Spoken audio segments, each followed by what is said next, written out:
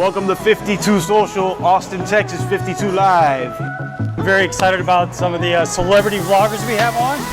Poker Face Ash. Probably the biggest draw. It's going to be a crazy game. It's going to be a lot of fun, a lot of action. And we get the cards in the air.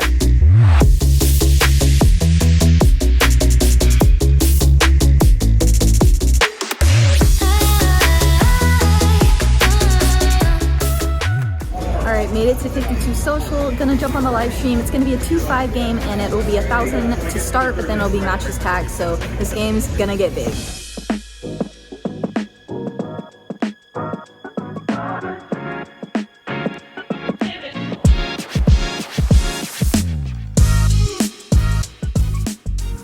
Alright, it is time for round 2 at the 52 Social live stream. We are playing 2-5, match the stack, and this game is gonna get crazy. The poker gods really want to test me, as in my very first hand, I get put in a very tough spot. We're starting off the live stream with a double board PLO bomb pot. That's right, double board PLO. Oh, and did I mention it's a bomb pot? These things get crazy. So in my very first hand, I flop top set on a 3-card flush board, so this is not ideal in the sense that we can't fold, but we also are most likely behind, as every player has 4 cards, so it's so likely that someone already has a flush or a straight. Not to mention, there is a straight flush draw possible on this board, so this is not looking good, but either way, King Kai bets 85 on the flop, and it turns out not just one opponent flops a flush, but 3 players flop a flush on this board. All 3 of us call King Kai's bet, so we're headed to a turn card. The turn is the 10 of clubs, and unfortunately, just a really bad card. Now with only 1 card to come, we have to hope this board pairs, and again, I am not studied in these spots at all. I don't know if I have the right odds here to call or not, and you know what, I haven't even looked because I don't care. It's not a spot that I'm going to find very often, as I will hardly ever be playing PLO hands. I'm strictly a no limit player, so I'm completely out of my element, but I didn't want to risk more of my stack given we could already be drawing dead to a straight flush. What was going through my mind at the time is, if I call this $200 bet and I do indeed make a full house on the river, will I get paid? And I don't think I'm going to get paid unless I bet a pretty small size, so I didn't think it was worth it to make the call here, and I decided to make what possibly is a pretty nitty fold. I'm not sure, but anyway, really weird spot, tough first hand, and we're gonna move on to the next one. Unfortunately, a little bit stuck here to start the live stream. In this hand, Ben Deitch raises with Ace-Jack offsuit from under the gun 2 to $20. J-Stack calls with 6-5 of clubs on the button, and I look down at pocket 6s in the big blind. This is a great spot to peel and try to flop a set, so I make the call and we head to a flop. The flop is King 8 Deuce Rainbow. I check, and surprisingly Ben checks and J-Stack checks, so we're headed to a turn card, which is the 10 of spades. Can't really rep much, and my pair is not very good, so I'm gonna check and most likely give up to any bet. So I do check, and Ben Deitch decides to start firing, as he has a good candidate to do so, so he puts out a bet, and we both fold and move on to the next hand. In this hand, I believe there was a straddle on to $10, and J-Stack wakes up with pocket kings. He raises it up to $45. I'm next to act and look down at Queen 10 of hearts. I think in this game, this hand can be played as a 3-bet or a call, and this time I elected to make the call and try to see a flop with a decent hand in position against J-Stack. Fortunately for us, it works out as we go heads up to a flop of Queen Deuce 5 with 2 diamonds. My eyes light up as we flop top pair against what is a seemingly wide range against J-Stack. He checks it over to me, and I decide to go for value here, as I think my pair is going to be good a lot of the time, so I bet 45. To my surprise, J-Stack puts in the almost min click to $100. Now alarm bells are going off. I've played against a lot of players like J-Stack, and alarm bells go off when a player who likes to bluff and put money in the pot doesn't start out betting, and then they go for a sneaky action like a check raise. Usually seems pretty strong, as if he was trying to bluff with a marginal hand or a hand with little to no equity, I feel like he would just start firing and putting pressure on me right away. So something definitely does smell fishy here, but either way, I'm going to make the call for this price in position with a hand that can improve against overpairs, so I make the call and we head to a turn card. Surprisingly enough, the turn goes check check on the deuce of spades, and we head to a river card. J-Stack leads for $100, and as you can see, I'm sitting here contemplating trying to figure this out. The check raise on the flop kind of threw me off, and the ace on the river is actually a really bad card. If he was somehow trying to bluff with a hand like ace king, ace jack, ace 10, something like that, he just made a pair on the river. I wasn't sure at all where I was in this hand. I can't really put it into words other than something just felt funny, so I made the fold, and I was actually shocked to see that he had actually pocket kings and put out a little 1/3 sizing on the river as kind of like a block bet or a small bet for value. So we definitely dodge a little bullet on the river, but we also do lose yet another pot. So in this hand, we look down at Queen 10 suited yet again, but this time the club variety. I'm under the gun and I raised to $20. Lucrative calls on the button with 9-8 offsuit, and J-Stack calls in the big blind with 8-4 suited, so we're going 3 ways to a flop. The flop is Queen Queen 6 rainbow. J-Stack checks it over to me, and while I can certainly check this board as I'm either way ahead or way behind and there's no draws available essentially, but against these guys I'm not going to slow play my hand as they'll call a wide range, so I decide to fire a bet of $25. Unfortunately for me, they just don't have anything to continue with, not an ace high, not a lower pair, so we do indeed take down our first pot of the live stream.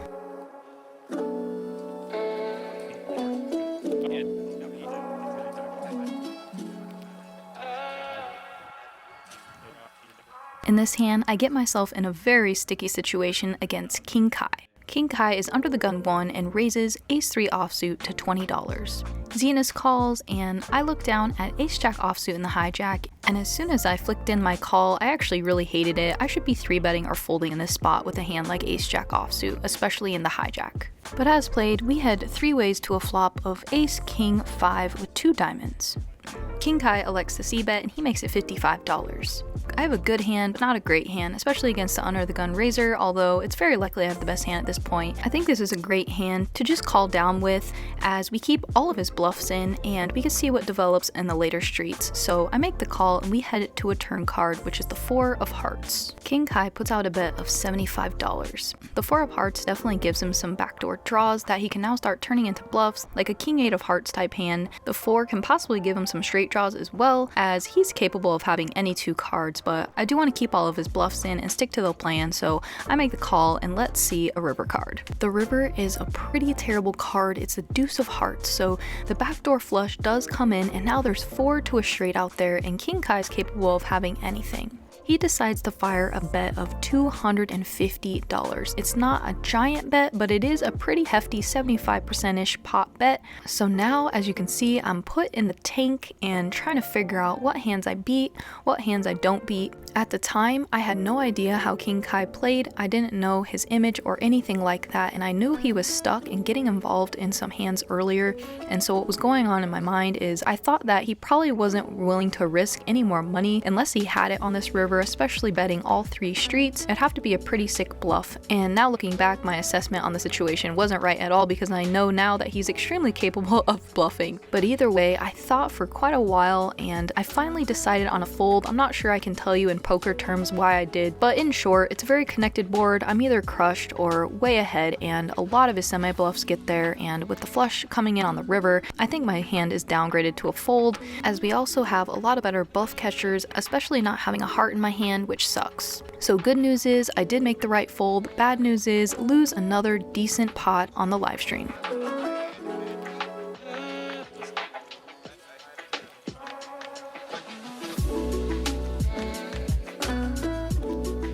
In this hand, the straddle is on, and I look down under the gun +2 at ace-jack offsuit, and I raise to $30. J-Stack, Lucrative, and King Kai call, so we're going 4 ways to a flop. The flop is 8-4-9 with 2 diamonds.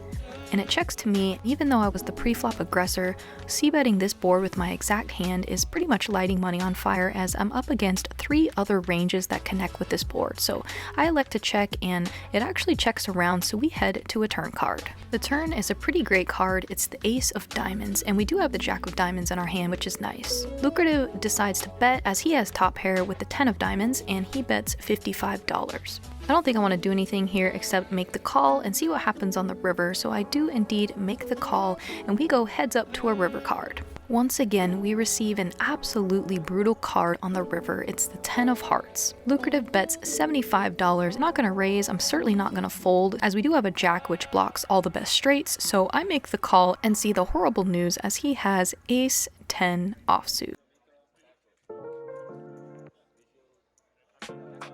At this point in the session, I would be completely lying if I said I wasn't getting frustrated. I think you can even see it on my face.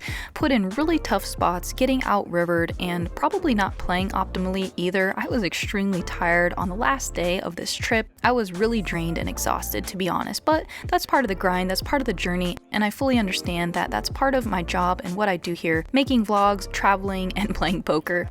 So even though I was frustrated, I don't think I let it affect me that much. In fact, I think I actually used it as fuel. I really wanted to end the session on a positive note, so you know what? We stay grinding. In this hand, King Kai puts on the $10 under the gun straddle. I'm in the hijack and look down at ace 3 of diamonds. Perfectly awesome open from this position, and I raise it up to $30 because of the straddle. Fold around to King Kai, and the graphics are wrong. He does not have pocket aces. He has 10 deuce offsuit and decides to defend his straddle, so we're going heads up to a flop. We flop the absolute joint. The flop is deuce 5-4 with 2 spades. So King Kai flops himself bottom pair with a backdoor 10 high flush draw, and we flop the second nuts. He checks it over to me. So this board isn't a board I would continue betting with some of my hands. Small wheel card boards are a little bit dangerous for over pairs in certain hands in our range, because if a 3 comes on the turn, an ace, a 6, we really don't like it. So a lot of times I am going to check this back when I have an overpair that doesn't need a lot of protection, but this hand specifically obviously wants to put money in the pot. So as far as my bet sizing goes, I'm not going to down bet this board. I'm going to bet a catch-all sizing around half pot on this board texture. So I bet $30 and King Kai makes the call, so we're headed to the turn. The turn is the 10 of spades, and I'm sure King Kai thinks he just sucked out on whatever hand we have. He checks it over to me and I bet $55. He snap raises to $200, and I started the hand with $430, so this is no brainer. Let's get it in and hope we hold. So I shove the rest of my chips all in, and he snap calls. He has 10 deuce offsuit with the deuce of spades, so on the river we need to dodge a spade, 10, or deuce. And in this pot, we're only gonna run it once. Let's hold. The river comes a 5 of hearts, and we now double up and we're almost back to our starting stack. Now let's start accumulating chips and heading in the right direction.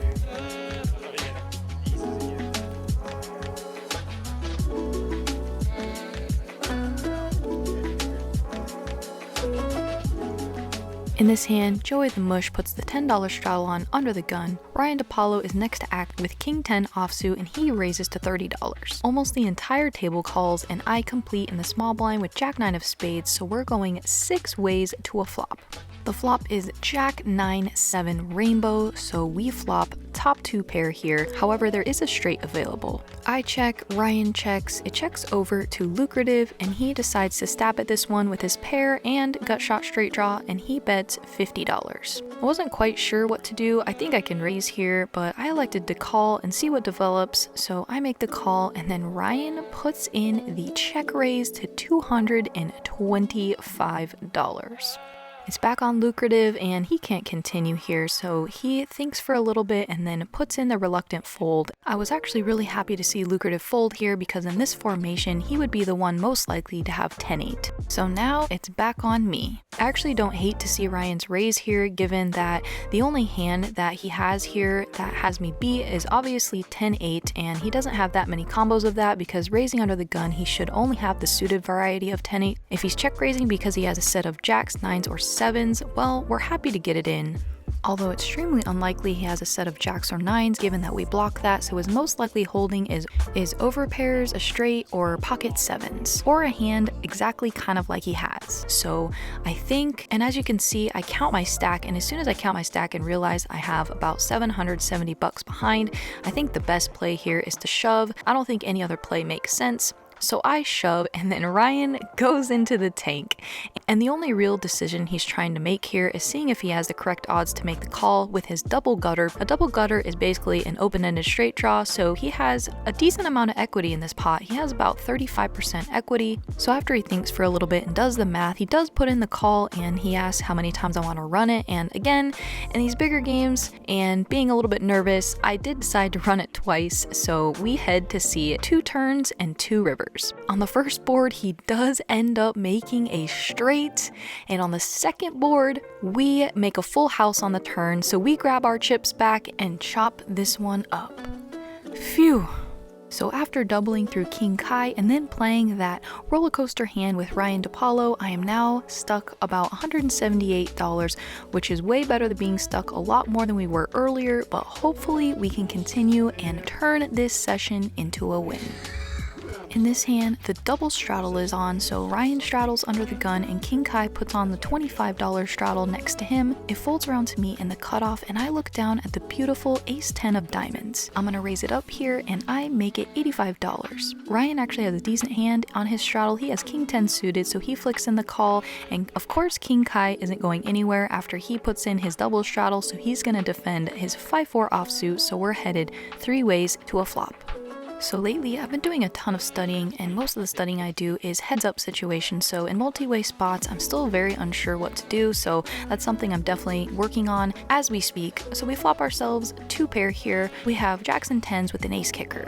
I should probably be putting in a c-bet here as we flop a good hand, but my hand also doesn't need a ton of protection, I don't think, so I go ahead and check it through, so we head to a turn card. So the turn is a 5, so now King Kai makes a pair as well, and because I checked the flop through, Ryan probably thinks his hand is good here, so he bets 75. King Kai calls the 75, and now I don't think I need to do anything here except keep worse hands in and bluff catch, so I put in the call. So the river is the ace of hearts, it brings in a straight, so King Queen gets there. Otherwise, I'm very confident we have the best hand here, and it checks around to me. I should probably be going for some value here, but I decided on a super nitty check, and as I checked, I made a joke that I'm a super nit, which I was kind of in this hand, but hey, we scoop a really decent pot.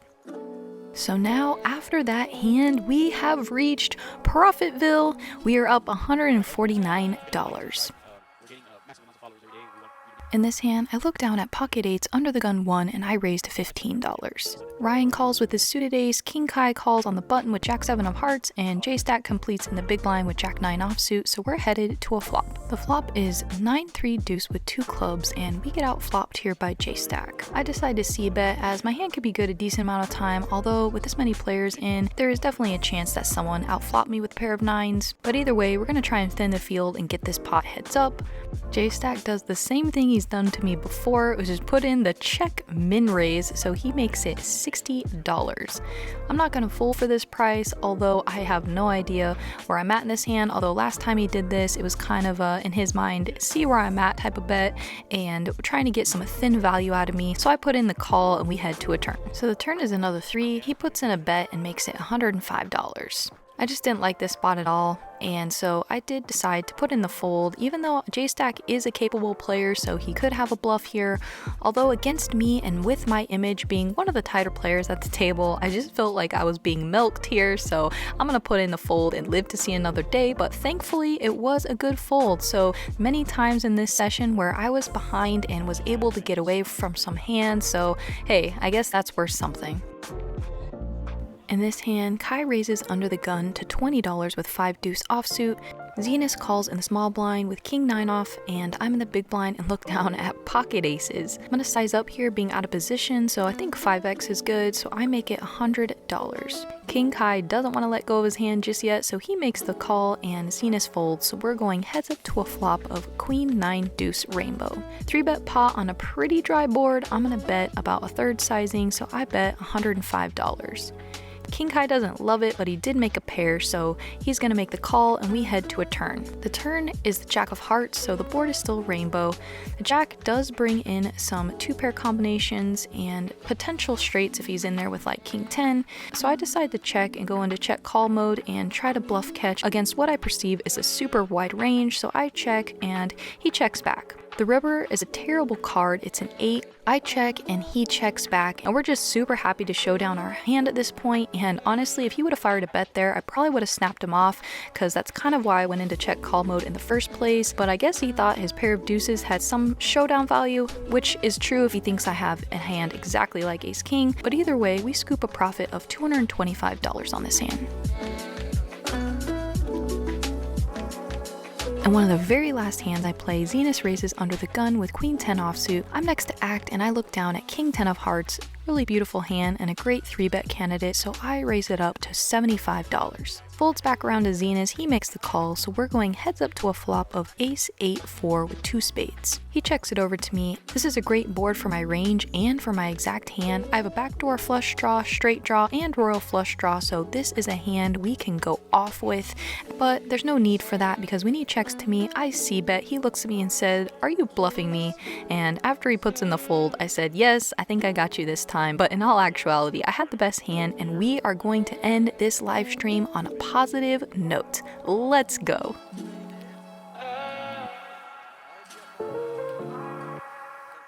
Oh man, I don't know if you guys could tell, but probably could. I was extremely exhausted today. All this travel has finally caught up to me. Being the last day here, I am tired. I didn't get much sleep last night, so I'm super tired. Anyway, I was in the game for 1100, I believe, and I cashed out with exactly 1300, I think. Not sure, I gotta count it. But anyway, thanks so much for the sweat, guys. Thanks for the support, all you who were in the chat on the live stream. It was a blast. So I am headed back home. But then next week, I'm gonna be in Vegas.